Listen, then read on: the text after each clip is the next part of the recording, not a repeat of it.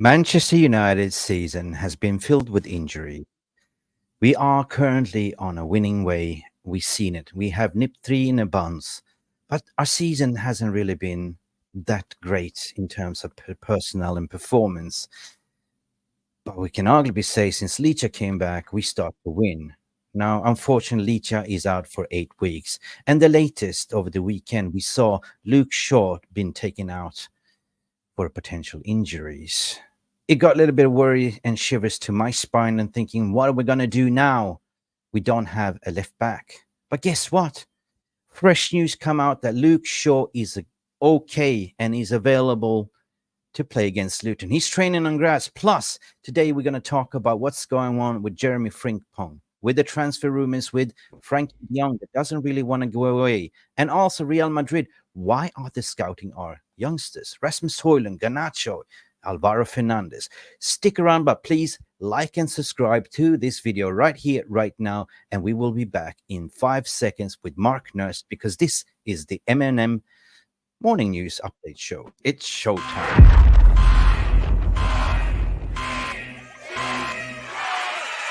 Welcome back to MUFC Realist TV and Beat the Press. Please stay tuned to find out these top stories with your host, Mick Ruby. Welcome to Beat the Press. Here we go.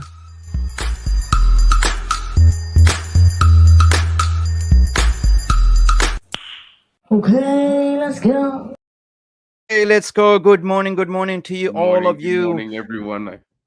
Welcome back, Mark. It's M&M in the studio. How are you doing, Mark? I'm good, Mick. How are you doing? Hope you're well. Big up to GB. Good morning to you. Big up to Stephanie. I hope you are well as well. Short and sweet roundup. I feel a little bit relieved. Just the latest updates regarding Luke Shaw, because we got a little bit worried. We were debating who's going to play instead of Luke Shaw, who's going to play instead of Lisandro Martinez, and lo and behold, breaking news late last night is that Luke Shaw was a precautionary. He's back training on grass and predicted to participate against the weekend away game on Luton, Mark. That is 100% a relief, isn't it? 100%. It feels more comforting now, I was starting to get nervous when I saw he walked off the field, because as much as I say it, he is important. He provides that stability on the left. Yeah. And it was one of those things where we were wondering who's going to replace him. But now, Amrabat? he's probably going to be back. It could have been Amrabat. I was saying could have that been myself. Or maybe we bring up a youngster. Recently there was reports that Jack Fletcher has been training with the first team every single training session. You should. So it's one of those things where there's youngsters in the training session. So you should. never know what. And speaking about Amrabat, he did well. Filling that gap in the beginning of the season. And Amrabat, that didn't even have a preseason, came in, slotted in the left back position and did quite okay. So I wouldn't be worried, but still, Amrabat, for me, it's a mystery. He's there on the bench. It's a squad player that is kind of versatile to have. He can play left back, he can play in the middle, he can play on the right. It's good.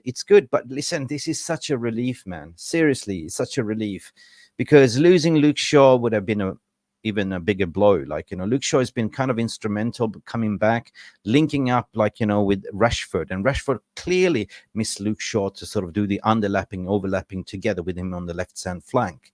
Now, since we played, since we inserted Lindelof and Maguire, we started to play a little bit deeper, not going on the expensive Mark. Now we're playing Luton away. It's going to be a shootout, as per my understanding, right?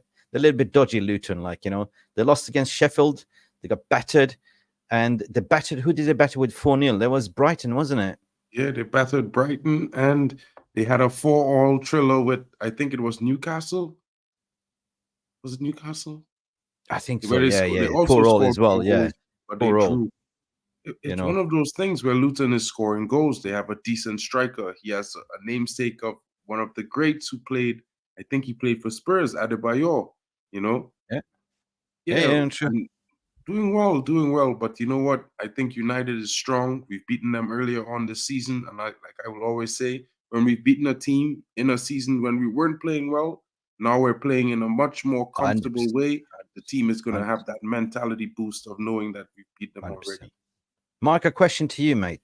Do you see the style of play coming at the moment, or do you see it's just getting 3 points?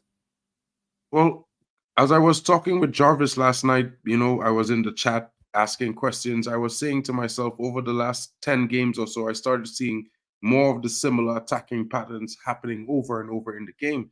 And then you would see, more of a structure till the point where we started pointing out that, if Bruno doesn't start staying and holding his position in where he's supposed to be, he looks out of position. So I would Yeah, say true. that that's a clear style of play. But It's more of a stability, more of having the right personnel in the right places, according to my opinion. Maybe you disagree to agree, but Ten Hag wasn't wrong when, you know, consecutively in the interviews, in the match previews, he's saying, I'm waiting for my full squad to arrive. I'm waiting for my full squad to arrive. Injuries, injuries, injuries. And lo and behold, 3 games in a row, we've seen that he's finally starting to play his preferred starting 11.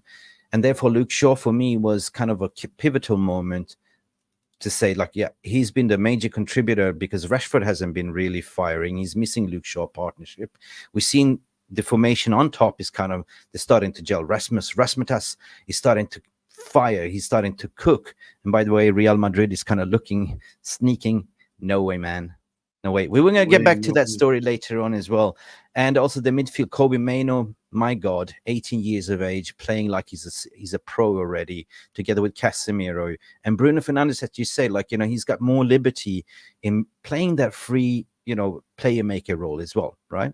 The back line, Onana keep him being a better performer means that he's more confident in the back four, protecting and shielding him.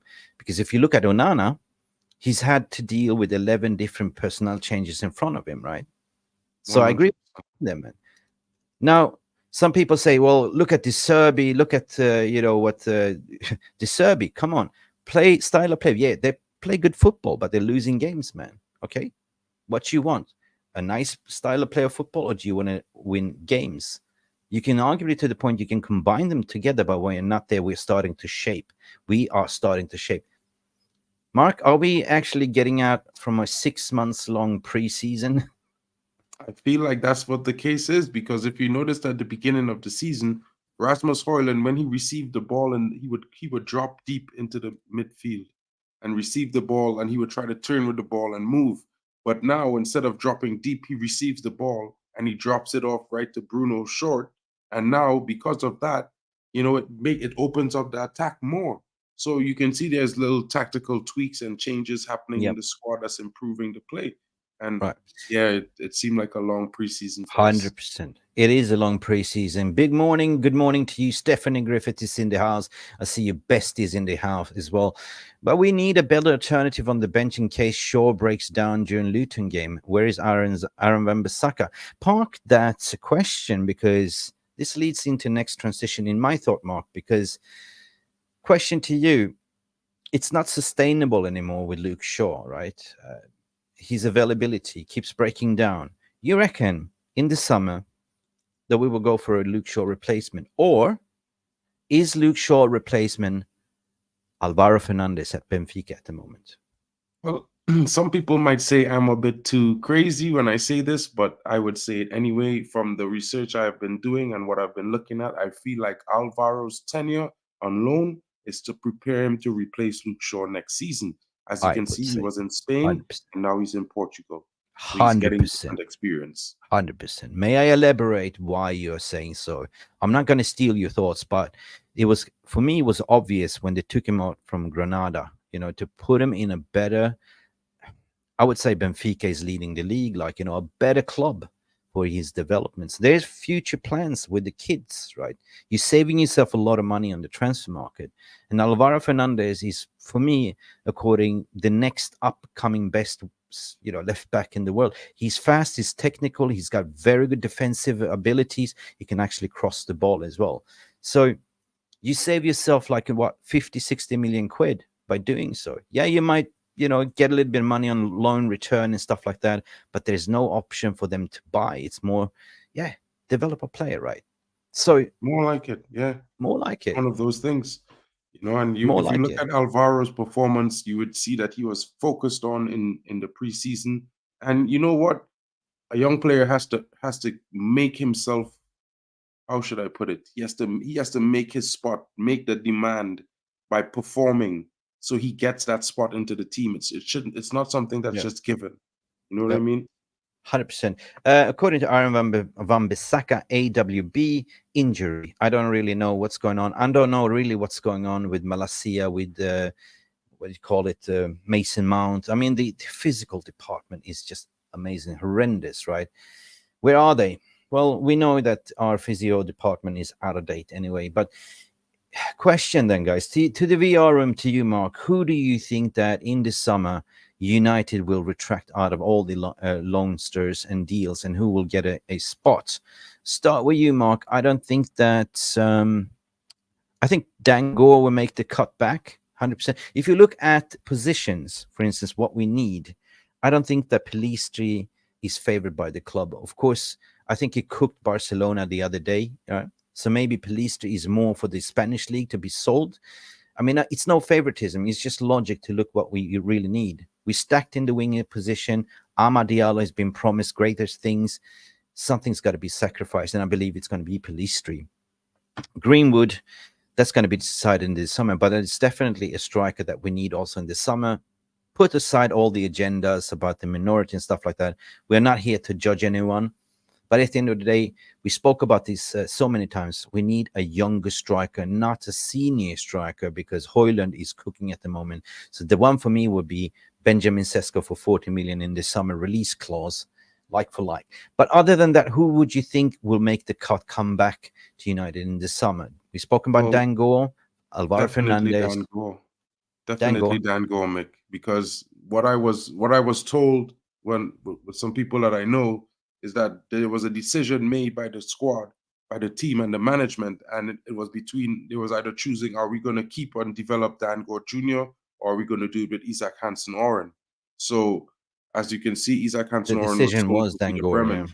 So I Yeah. think the focus has shifted to Dan Gore, and deservingly so. He's had a great season for the under 21s.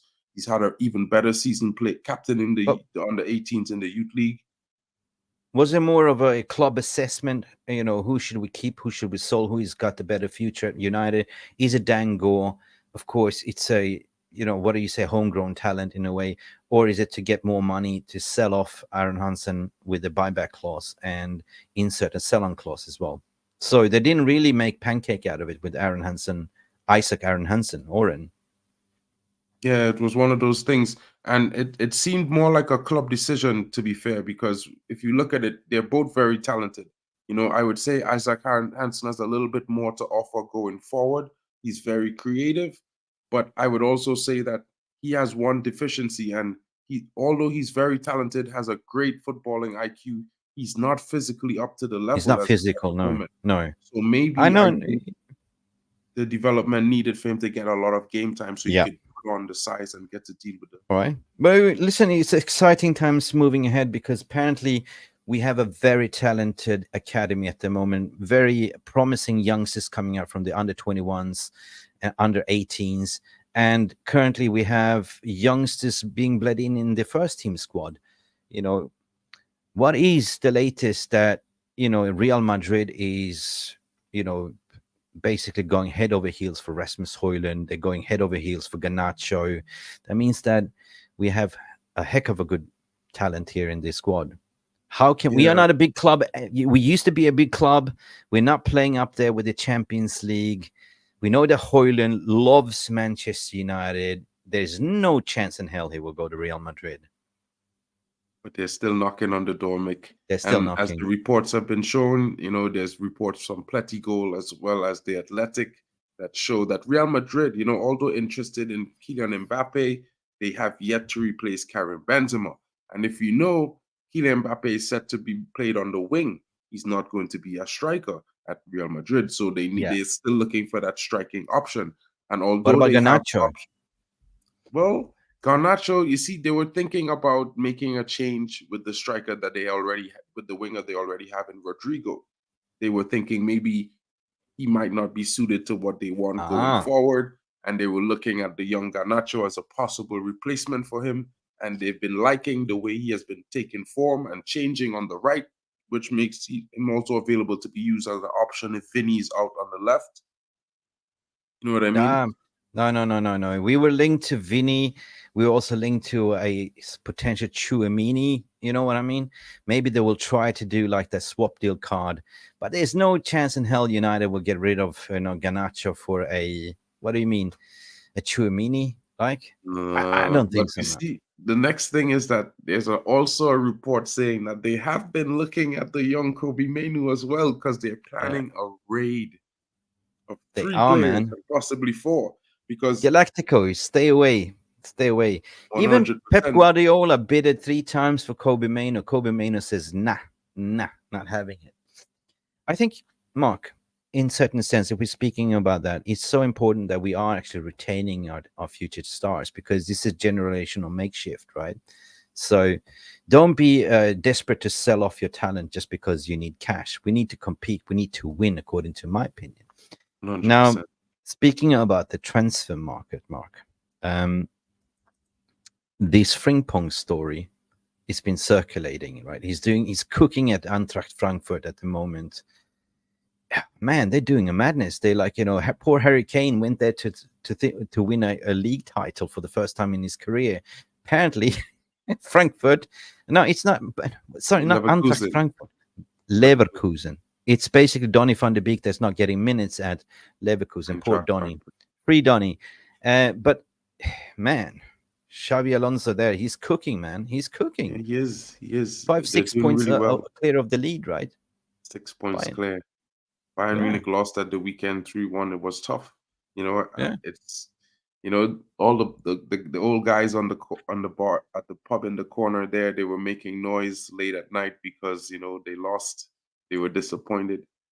It was dreadful for them. But at the same time, I'm gonna speak on Frimpong. I think Frimpong is a very accurate, assessment. I think it's highly likely that we're gonna get Frimpong. I think a lot Yeah, of people may he's not. a right back. He's a right wing back, He's a right and I have to wing say back. a right wing back because he's very, very good in attack. He's almost like a little bit more experienced and a little bit better Diego Dalot. So Yeah. he's good defensively. He tracks back well. He closes down players and he gets forward very well. He's also a Okay. very big goal threat. Okay. So I accept that because for me, it sounds like we're gonna sell Aaron Wan-Bissaka in the summer and get in a Frimpong in certain sense because that creates competitions between and development between Dalot and Frimpong, right? Is that how you 100%. see it? Okay. That's how I Left. see it because Frimpong also offers the flexibility to play off the left as well. He has done it 10 times this season for Bayern Leverkusen, so he's not unfamiliar to the role. And what I have to say is that Aaron Wan-Bissaka, it's sort of a situation where the club right now they're not even they're running tests this week with him, medicals, because they're not sure why he's unavailable. He was in training on Thursday and Mm. he left training early with an unknown reason as to why.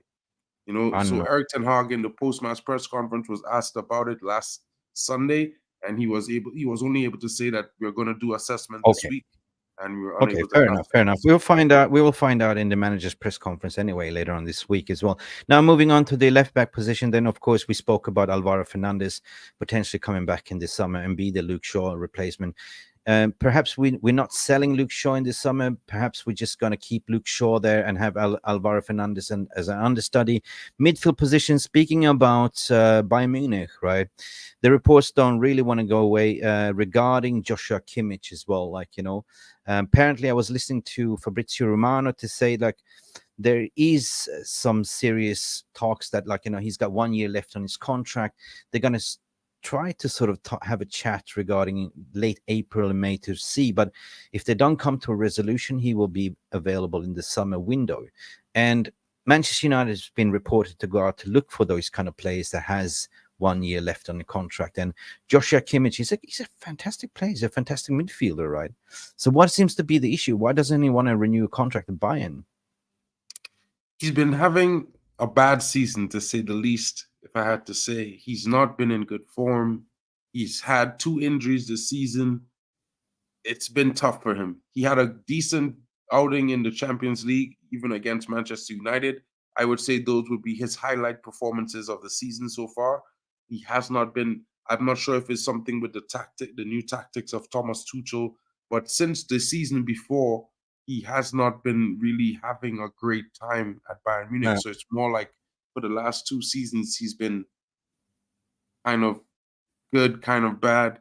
Yeah. He's also about to be 29. I think Joshua Kimmich has always played in the Bundesliga. He's a very good talent. I would say top talent in the central defensive area in world football. I'm just one of those that might be a little bit uncertain about going for Joshua Kimmich, though. 29 years think of age. Nah, I don't think so. Go because for I'm something like thinking like we're 27. gonna end up in a similar Casemiro situation. We're gonna Yeah, buy yeah, him yeah, yeah, for yeah. the season, and then Yeah, he's gonna turn 30, and everyone is gonna say he's old. 30. Yeah, yeah, yeah. It's a stopgap then, right? There's probably better solutions to look at. And by the way, I'm not really rating. I mean, if you look at Bayern, they hoover up every single talent, so their midfield bench is quite stacked as well. And It's that. it's all about Thomas Tuchel, how he's managing the squad. He's not doing great at the moment. And another midfield target, which seems to be not going away. I refuse to sort of say anything about it because I don't believe it. I don't want to believe it until I see it. But Fabrizio also spoken about it, and it is the financial situation of Frenkie de Jong. My God, I know a lot of people in the fan base, they are over it because he snubbed us in the summer. They said, but it was all about the financial levers. It was all about the finances. But apparently, right now, according to the Fabrizio latest, is what he's saying that the club are struggling for finances, and he's one of the highest earners in the club, and they're looking to resolve his deferred wages. But after that, they're willing to ship him off, right? They need to sell to buy in the summer. And this is the horrid situation with Barcelona. They need to raise funds so they can strengthen. Would you take a bloody Frenkie de Jong in that midfield, or you reckon we need something better? I mean, I would say yes, but I would say yes for the sole reason that the manager, that was his marquee signing that he never got. You know what I mean? And I could envision that, maybe we have Champions League. Let's say we get Champions League next season. Yeah. We're going to Okay. need a backup. We're going to need We need- someone who could come in games and Casemiro could get a rest, or Kobe could get a rest. And De Jong provides that. I think he can do both roles as equally as good. He's Right. young and he's got the talent. The manager knows him. Fair play. I mean, if we get a Champions League, definitely why not get both Kimmich and De Jong because we need a strong midfield, and we have Dan Gore in there. I don't think that, for instance, Hannibal Mejbri. I think Hannibal Mejbri will be sold, to be honest, right? Because we need to generate funds. Would I take De Jong? 100%. I would. 100%. What a midfield that would be! Imagine De Jong playing with Kobe Mainoo, De Jong playing with Casemiro. You still have Mason Mount, yet to be seen why we paid money for him. That can play that number 10 role, or play on the right, or play on the left. We'll have a bloody good midfield, to be honest. Ericsson is going out in the summer as well. We still have Bruno Fernandes. I don't know what's going on with Frenkie de Jong. Poor Frenkie. Jesus, I feel sorry for him. He's not getting minutes at Eintracht Frankfurt. But, we are cooking. We are getting there. You mean Donny? He played 4 games this season, though, for them so far. Yeah. But if we do get a Frenkie de Jong, let's just say, if you do get a Frenkie de Jong, we know Ten Hag's obsession. We've seen evidence that Mertz and Arnold was there, fine, whining and dining, making the deal. And at that time, they came to agreement of 75 million euros. Now, I saw the latest report by 90 Minutes, the Barcelona wants 100 million. How many years does he have left on his contract? I think it's 2 years left on his contract, right? Yeah, 2 years. You cannot demand 100 million, right? Probably. Ooh, well, Frankie if you had an agreement for 75, all of a sudden... Frenkie de Jong has 1 more year on his contract. 1 more year? 1 more year. You cannot demand 100 million. Get out of town. And they owe him money. They haven't paid him his wages for the last 2 seasons. Yep. So it's one of those things for me where I look at it like he can complement Kobe because he plays off the left. Kobe plays off the right. He can complement Casemiro. He could alternate as the DM or the box-to-box. I see it as like, if we get them both, we might need them because, there's Champions League. We're going to need a substitute, or someone is going to have to get rest at some point in time.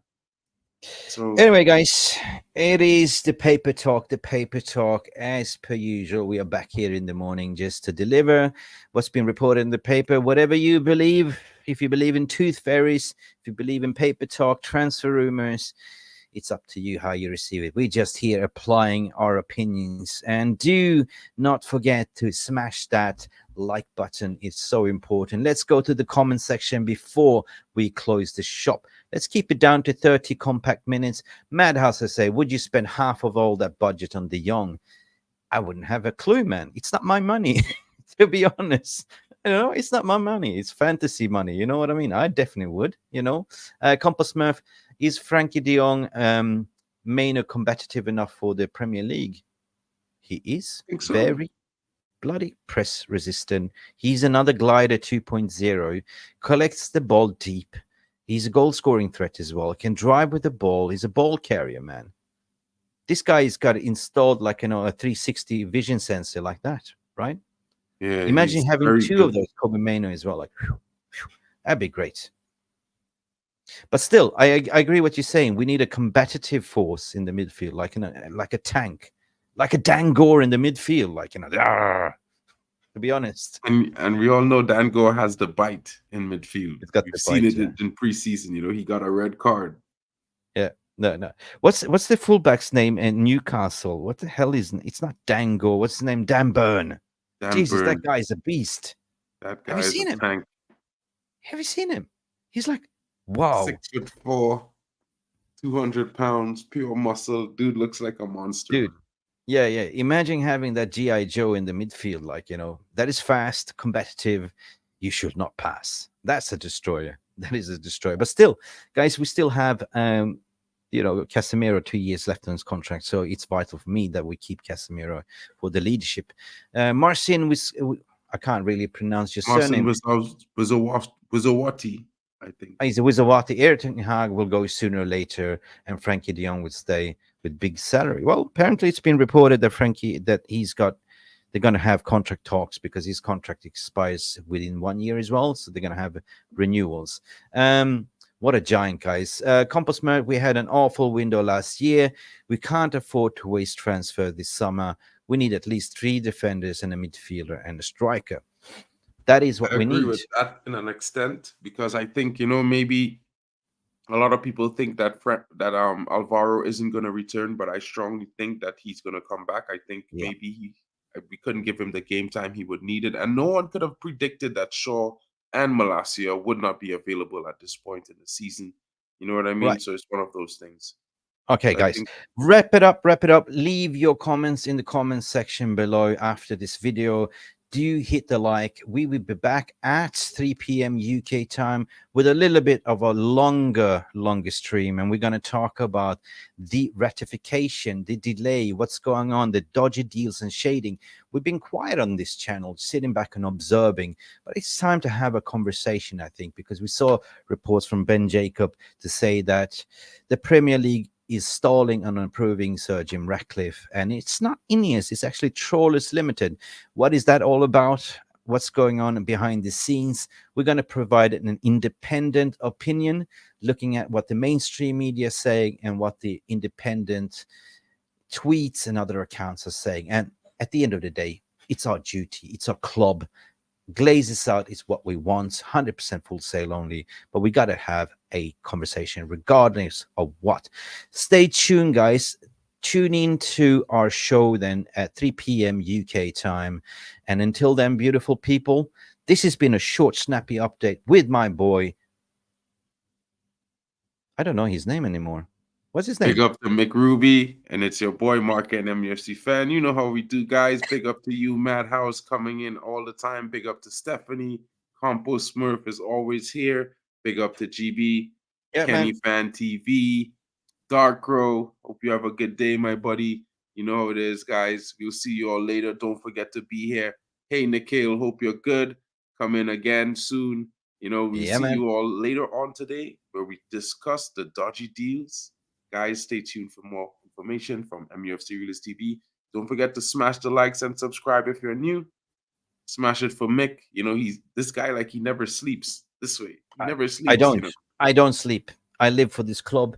And I do sleep upside down like a vampire, like a bat. Anyway, guys, beautiful people, 30 minutes. Let's wrap it up. Let's see you guys later. Glory, glory, Manchester United. Bankers out, glazes out, and love each other on the socials. Bye for now. Thank you. Ciao.